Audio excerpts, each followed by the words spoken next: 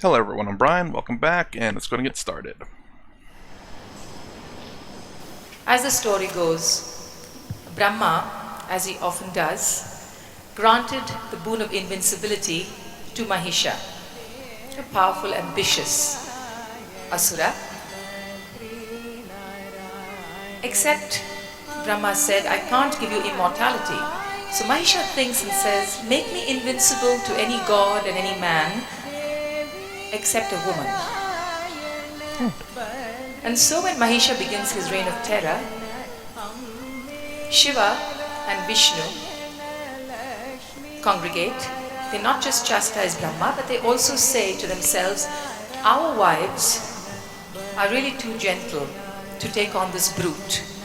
So we have to create a new divinity, a mighty force whose energy will be as swift as an arrow, unafraid, who will rush forth to shatter any obstacle. She will be the best of us, Shiva says. And so is created Durga. Tonight's presentation is called Andari, one of the many names that Durga is given, another being Ishvari, the wife of Isha, Shiva. The first scene in Andari describes the goddess as world mother, and as in one of the old epics, she is described as a giant female spider who spins the world as her web from her body.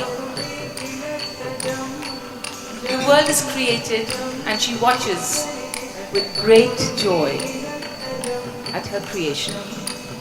But then slowly the dark forces prevail.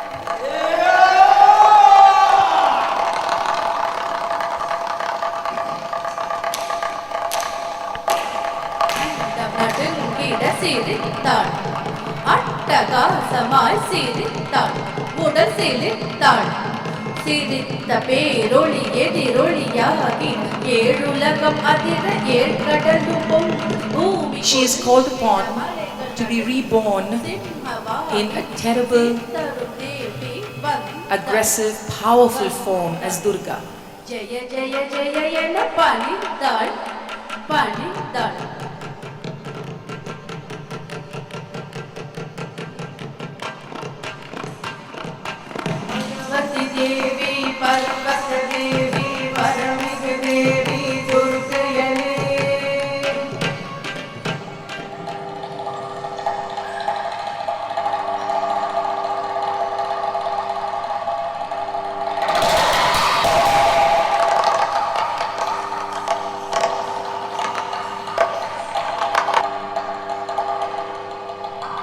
In the great battle that lasts for 10 days and 10 nights, Mahisha is ensnared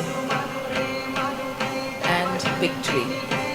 The goddess is led in a great procession to the ocean where she is immersed, and everybody waits for her return into their homes the next year.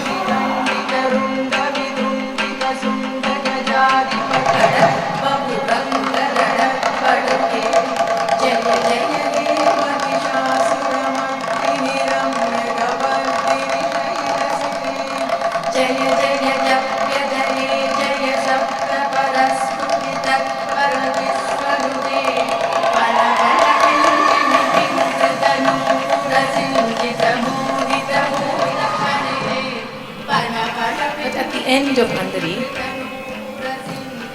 Durga is so disgusted with the greed of humanity that, like a female spider who not only spins a web but can consume it and destroy what she has created, she decides it's time to completely annihilate everything in order for the world to be created again. All that is remaining is a lamp which symbolizes hope. A pregnant woman in whose womb is an unborn female child that she carries and hangs around 1 year like her earring to show her compassion.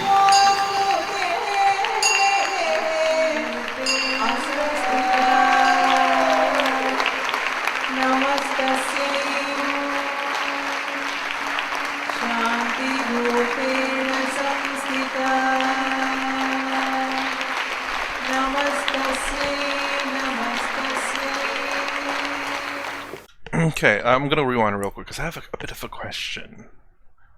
Maybe you guys can help me out here. So, who is this guy? It says evil prevails, and then all of a sudden he shows up. Dark forces prevail, sorry. But does it talk about...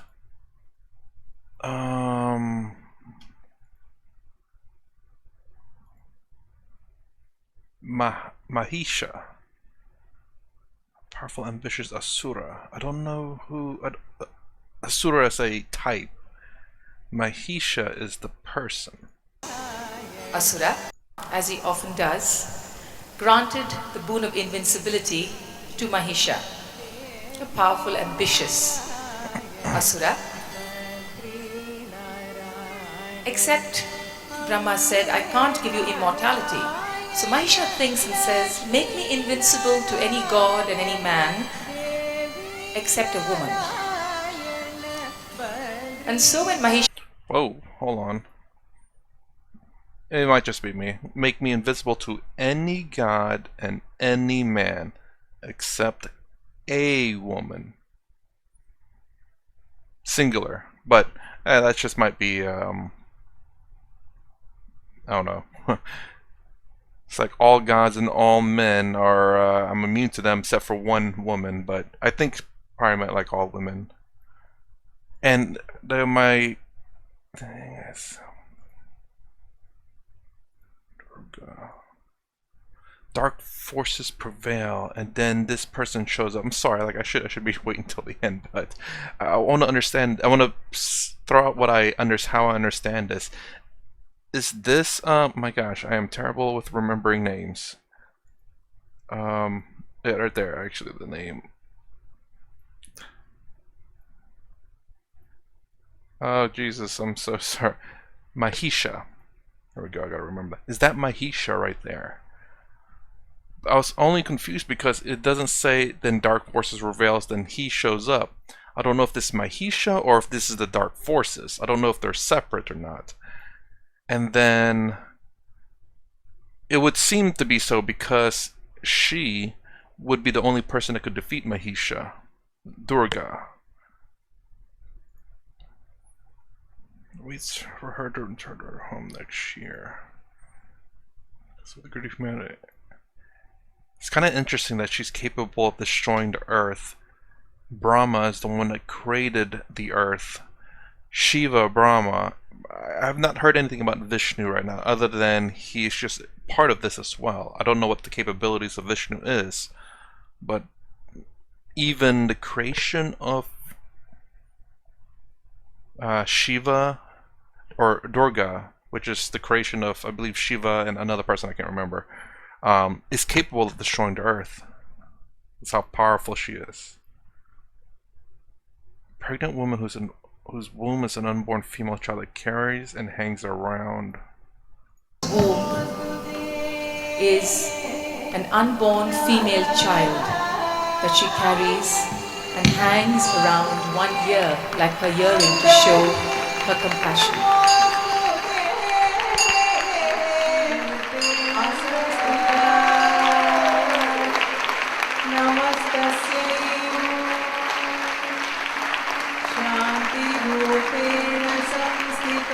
Okay, so that was my confusion. Is the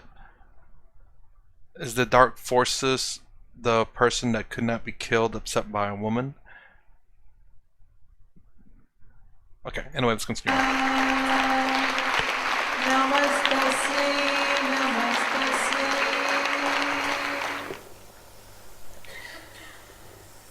Now that Anita gave us a fantastic display of Durga,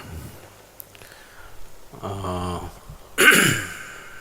think we should say something about Linga Bhairavi. A fiercer aspect of the Devi in the form of Linga Bhairavi will be consecrated here as a part of the Dhyanalinga temple. It will involve various aspects, it'll be a completely different kind of consecration and a different kind of space and energy. So, this temple will be coming at the southernmost corner of… southwestern corner of the main temple, the parikrama that's coming up. Maybe many of you will have the opportunity to witness the consecration.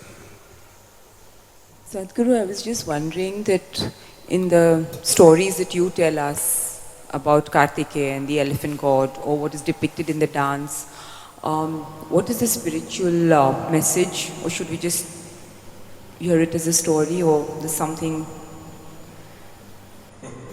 deeper? And that's why, I mean, for me, I have to watch this plays play out multiple times, because again, every time you watch it, you learn a little bit more. And as being a react, I don't want to keep watching it over and over. That's what I do, but I have to keep playing it and just ask the questions that I have at the time. So I'm still a bit confused about the story of Durga. She was created, I guess, to stop. God, why can I not remember the person who requested to be invulnerable to everyone except women. And the thing is, though, because I don't know if that person was a representation of the dude was the representation of everything that was evil that was prevailing, or whether that was the person that has the invulnerability. I think it is, but again, I do need some confirmation, because I think it really is, but again, because how the story was told and was presented, I could take it either way. And maybe in fact that the person that's invulnerable is in fact the evil that is being that's growing. So yeah, I have to definitely watch those things multiple times to get to probably to understand it more than I am now. Oh, absolutely, for sure, actually. When Parvati… I'm telling you another story. When Parvati asked Shiva,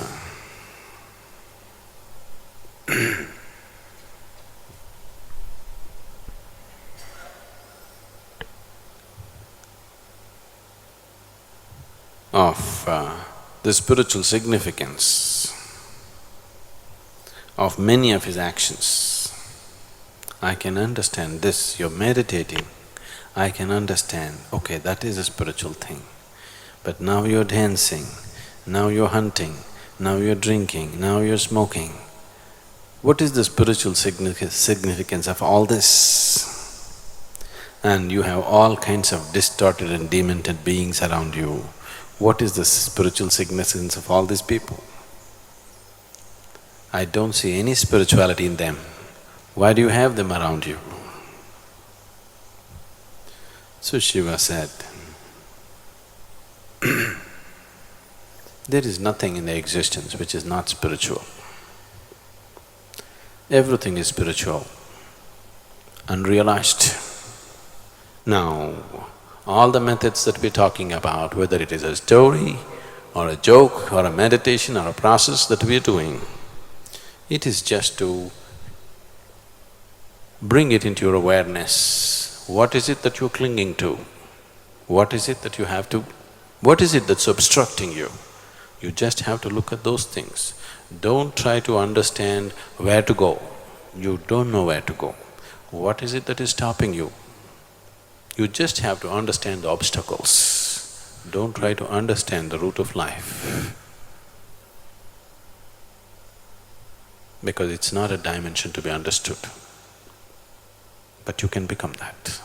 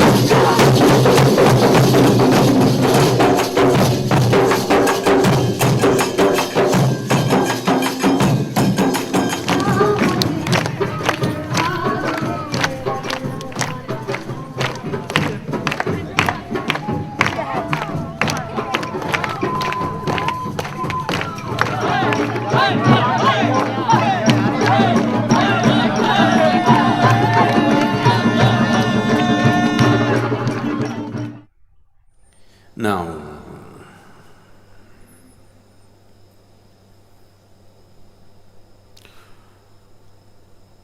one important aspect of your life which doesn't allow you to live your life in total intensity, which doesn't allow this energy to burst forth with great exuberance is… Survival?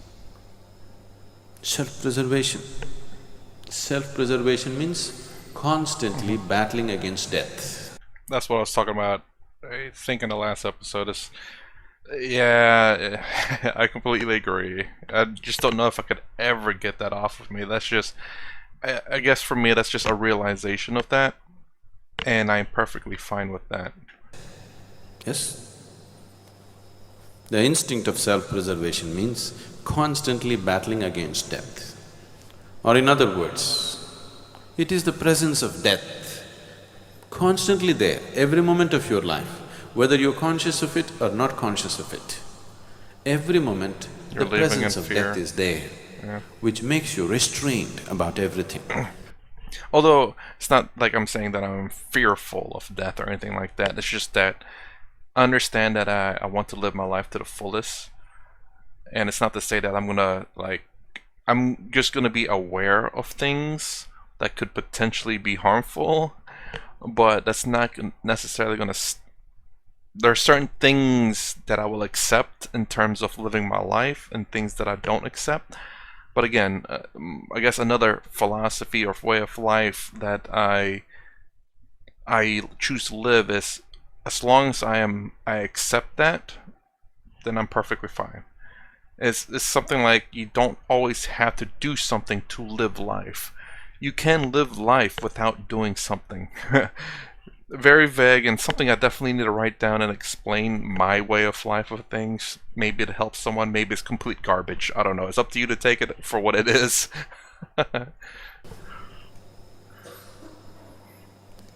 If death was not there, as it's been removed for you for these 7 days,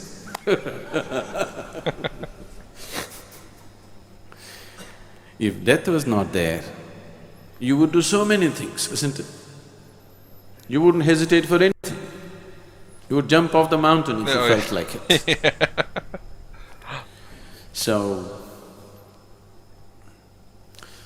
tomorrow, the whole day we will spend on death. I want you intensely involved with this. That's intense. I'm talking about it today so that you're prepared for it.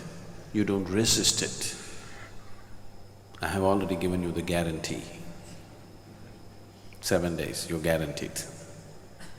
So, tomorrow you must make a huge effort to die. Keeping you alive is my business, okay? Wow, that's something to say.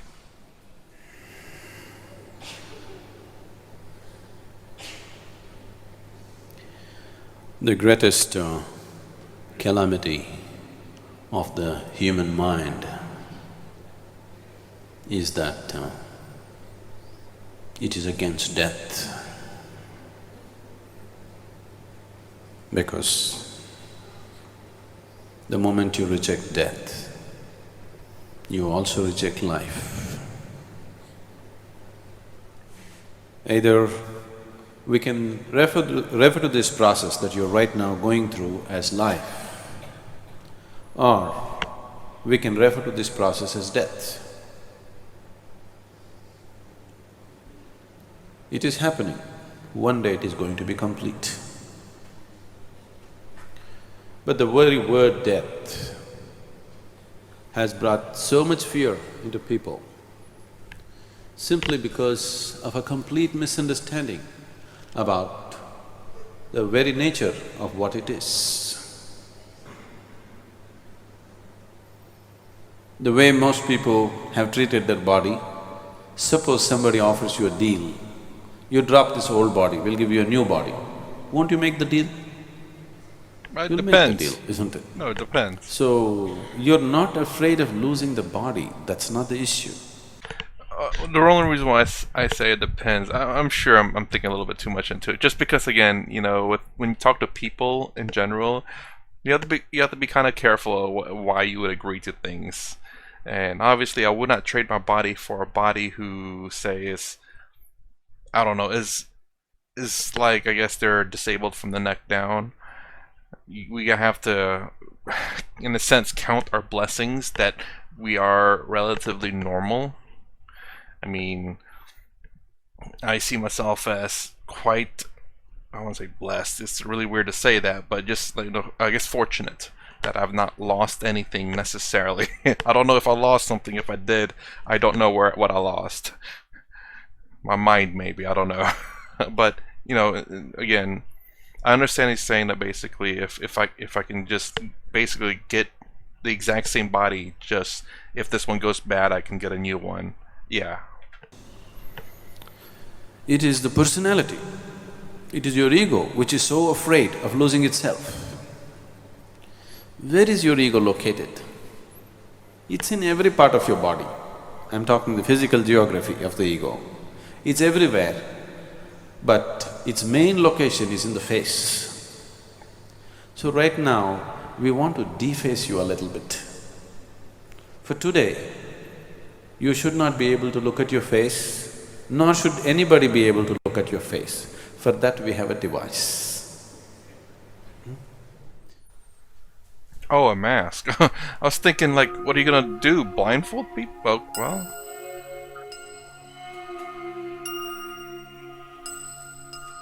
You should become faceless. Once your ego is not a problem, then you will see death is not a problem. It's very simple.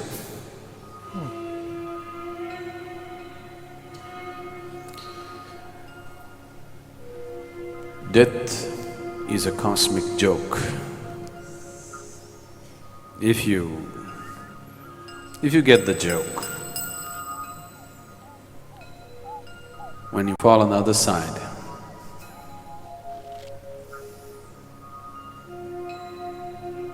it'll be wonderful.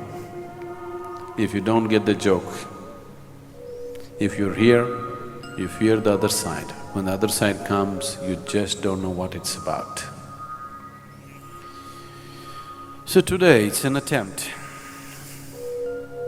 to bring you to an experience where you grasp the cosmic joke, where death becomes a laughing matter in your life. Here we will go through a certain process where you have the opportunity to go through the process of death, of course with the guarantee that I have already given you. So do not miss this opportunity, because now I am giving you the guarantee. You can die and you'll be back in a few minutes. So do not resist it, do not miss the opportunity. Once you know the relaxation of death, then life becomes an utterly effortless process. Death is the creation of the ignorant. Death is the creation of the unaware. If you're aware, it's life, life and life alone. Death is the creation of ignorance. That one stuck a little bit to me. Is it because people choose to avoid it instead of acknowledge it? To understand it, to be aware of it? So by ignoring it, they're constantly in fear, and they're constantly living in fear. And I wonder if that's it. That's how I think about it, like how people, when… I don't know why I thought of this, like in the plane crash, for example, people are screaming, yelling, and, it's like, there's not, screaming, yelling is not gonna make the plane fly, or all of a sudden magically make the plane work, whatever the reason may be. And it's kind of, I guess in that moment where you usually it's like, well, if we die, we die, and if we don't, we don't. Just, screaming and panicking is not gonna help the situation, kind of deal. So I'm wondering if that's a way of saying that you accept or acknowledge death. But the joke portion, is it if you survive when you come out the other side of death? That you see death as a joke because it didn't take your life?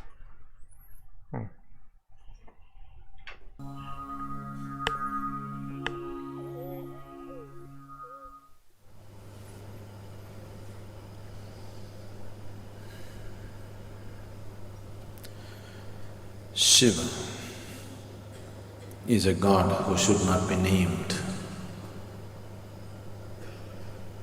because to name him is to limit and curtail him. At the same time,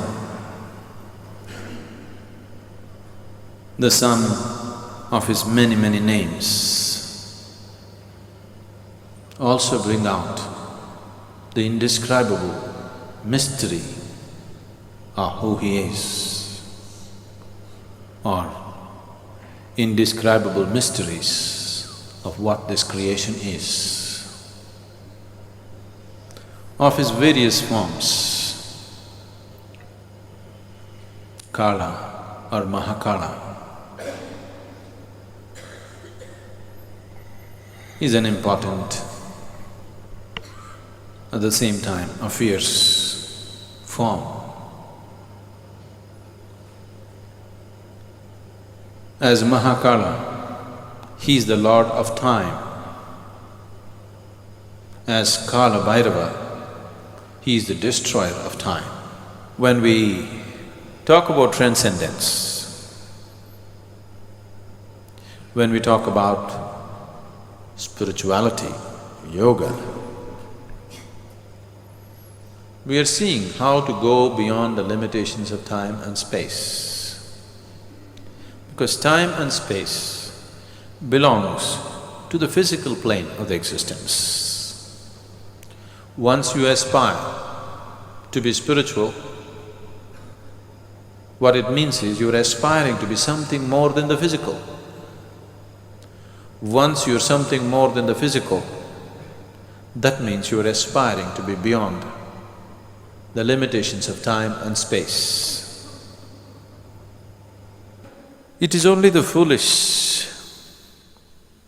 it is only the ignorant who will try to stop the process of death. The aware, the enlightened are seeing how to make death into a tremendous opportunity to move from one dimension to another. Anyway, nature is releasing you from the physical. If you do it with the right sense of awareness, that could become your ultimate liberation too. Here today, Santosh will present a certain dance piece on Mahakala.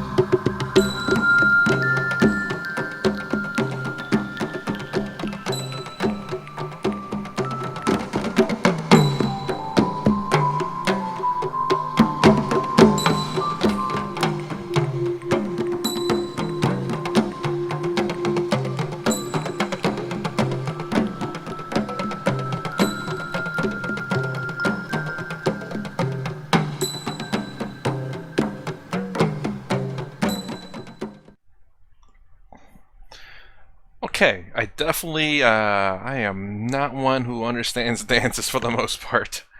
So, do you, at least that particular last one, because there's no one narrating, I don't know. I was trying to I guess dance is kind of up for interpretation, but I think most of these ones have a very specific story to tell. I'm just not too sure. At least the last one. The other ones is explained, and I still do need to go back and watch them. Or if you can help me out, explain it the way you understood it. Because I have a feeling even if I watch it without being able to ask questions as I watch it, there's probably no way for me to know for sure, without a doubt. Like if I want, like that one thing, I don't know if. Let me just go back there real quick. If I remember right here. His reign of terror. Shiva and Vishnu. Mahisha. Is Mahisha. Also that dark forces prevail. In my mind, unless someone tells me specifically that Mahisha is the dark force that prevailed, in my mind I cannot confirm nor deny that. I can only make assumptions until someone says, yes, Mahisha is the dark force prevailing. You'd be like, okay. The only reason why I'm like that is because it's not straightforward enough for me to say it is. So this is where my mind goes to the I don't know for sure region. So I am sitting here saying, well, I think it is probably, but I cannot say definitively. And that's where I need your guys' help on here. Because again, as a matter of fact, let's watch this last little bit. Isha, Shiva. The first scene in Andari describes the goddess as world mother, and as in one of the old epics, she is described as a giant female spider. And she was created right by a guy. I'll keep rewinding.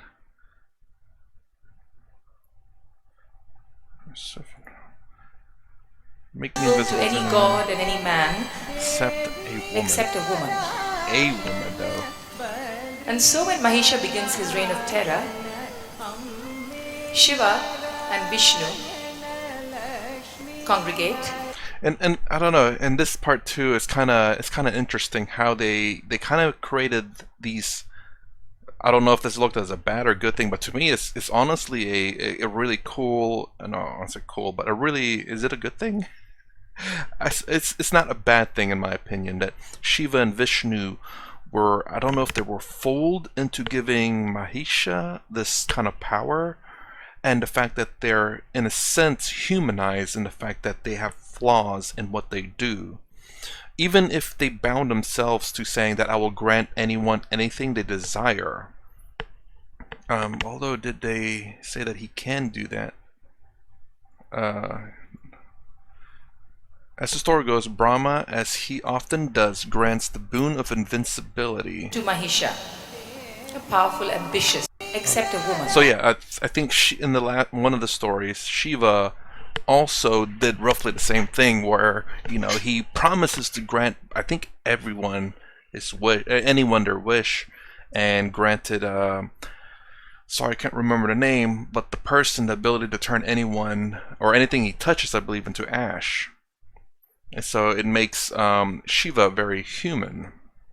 I've heard in the comments also that Shiva has a human form, or has many forms, and one of them is Adiyogi, which is the human form, or the first yogi. And even if Shiva was to be turned to ash, that was just the physical form and not the real Shiva.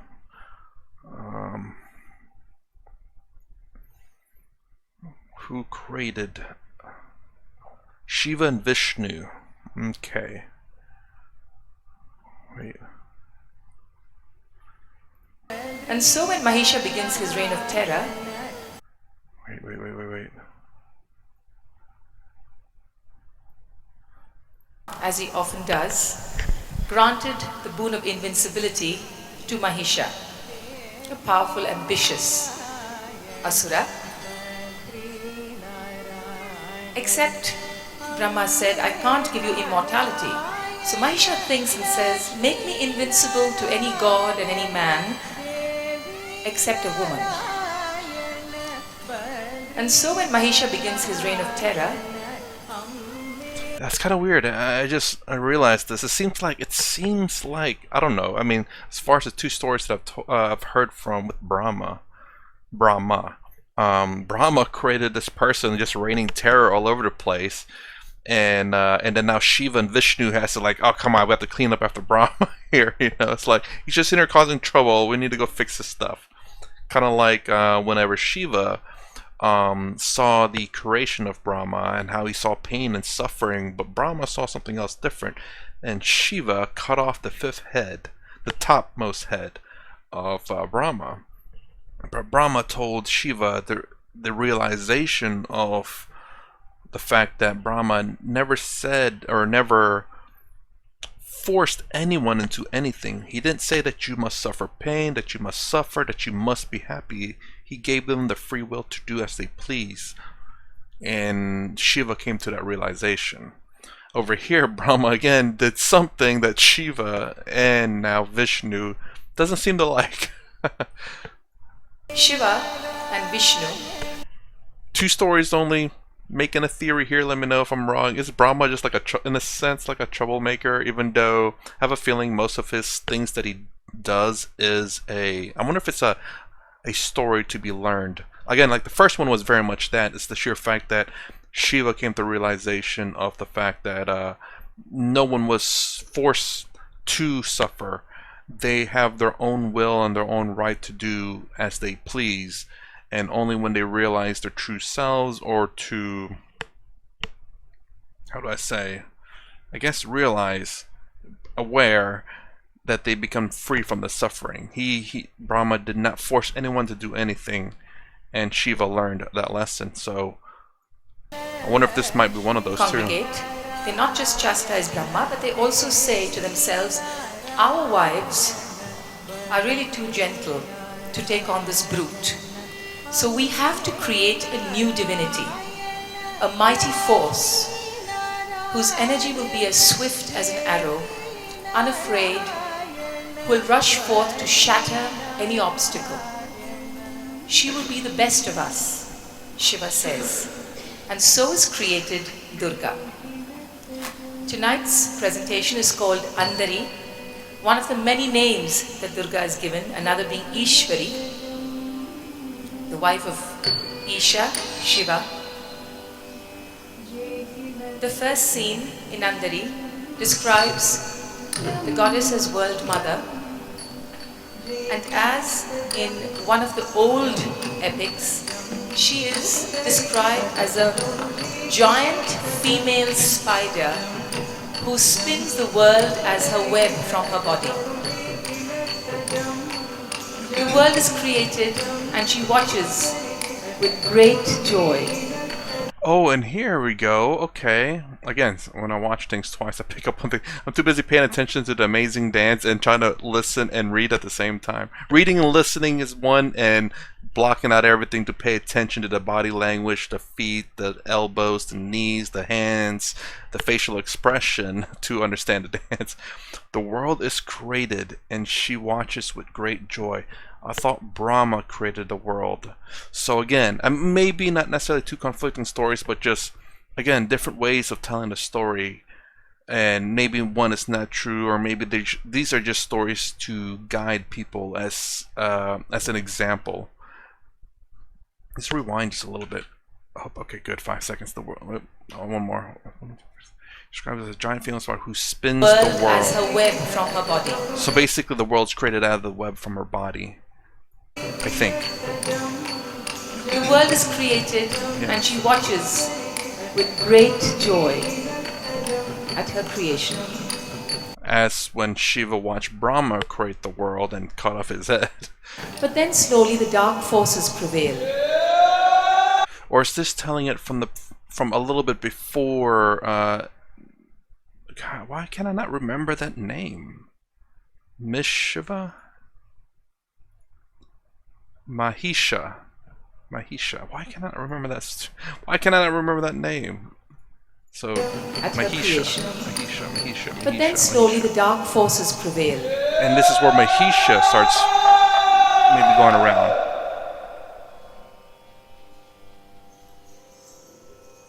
No, it can't be. Vishnu and Shiva created her specifically because of Mahisha. That's weird. The timeline doesn't seem quite right. Unless I'm missing something. Let me know. So, Brahma granted Mahisha invulnerability to God and man, but not to female. So Vishnu and Shiva, was mad at Brahma, but then created Durga I'm assuming to stop him because their wives are too nice. But then in here we hear the story that Durga created the world. So what was Mahisha conquering? Again, maybe I'm being too picky, or maybe I'm just misunderstanding. I don't know. That's why I'm throwing it out there from what I understand to maybe get the story straight in my head. And let me know.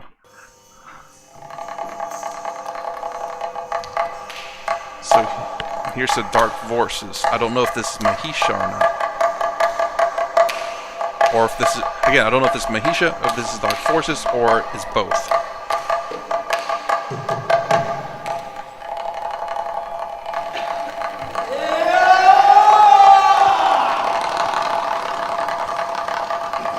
I don't mean to be watching this over. Look, this is basically the end a long time ago. I'm just enjoying this and trying to understand it a little bit more. I'm sorry.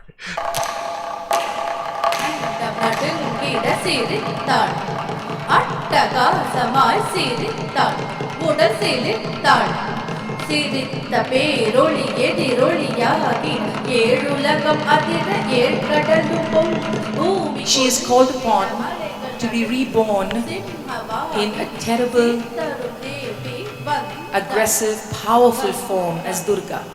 Why was she need to be reborn? Again, I don't know if they skipped some things here.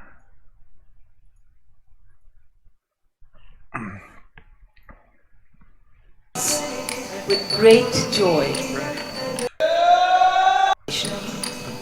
But then slowly the dark forces prevail at her creation.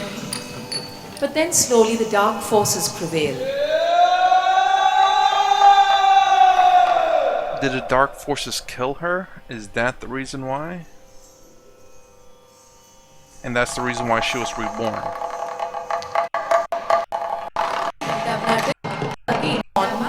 To be reborn in a terrible, aggressive, powerful form as Durga.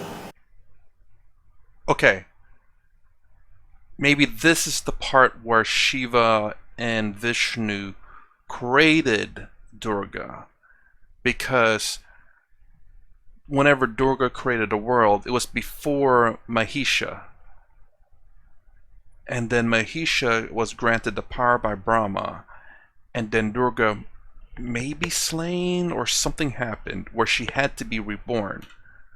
She's called upon to be reborn, or maybe she was not slain, but she needed to be she wasn't killed or anything. It's just that she needed to be reborn again as a more aggressor. That's what it sounds like. She is called upon to be reborn. So she was maybe never killed, but maybe her form was too nice and gentle, and she needs to be reborn again as to something as terrible, aggressive, powerful as Durga. Okay. Aggressive, powerful form as Durga. So that makes sense now that she created the world. Mahisha started terrorizing the world, and then Shiva and Vishnu called upon her to be reborn as a more vicious Durga to stop Mahisha. Great battle lasted for 10 days and 10 nights.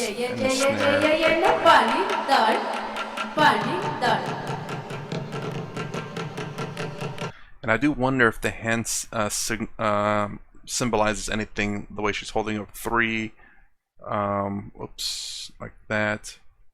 I wonder if that has meaning. Again, oh yeah, 3, okay. The movements and everything.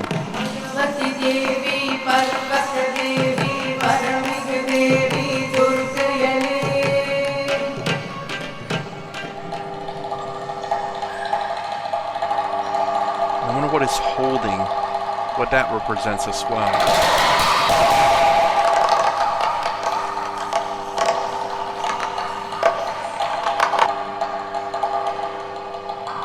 In the great battle that lasts for 10 days and 10 nights, Mahisha is ensnared. Okay, so I definitely missed it. So the dark forces prevailed. That is in fact Mahisha. And victory.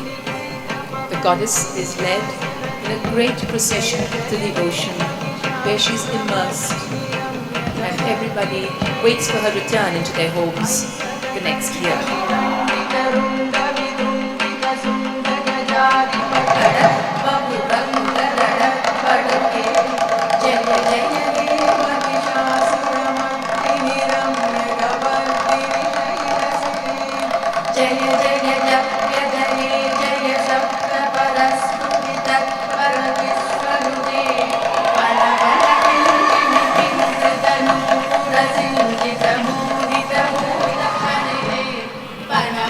But at the end of Andari, Durga is so disgusted with the greed of humanity that, like a female spider who not only spins a web but can consume it and destroy what she has created, she decides it's time to completely annihilate everything in order for the world to be created again. So this gesture where she's doing like that as the speaker's going, I'm guessing that she's consuming the world. So cool. All that is remaining is a lamp which symbolizes hope. I guess when she did that, those were A pregnant woman in whose womb is an unborn female child that she carries and hangs around 1 year like her earring to show her compassion.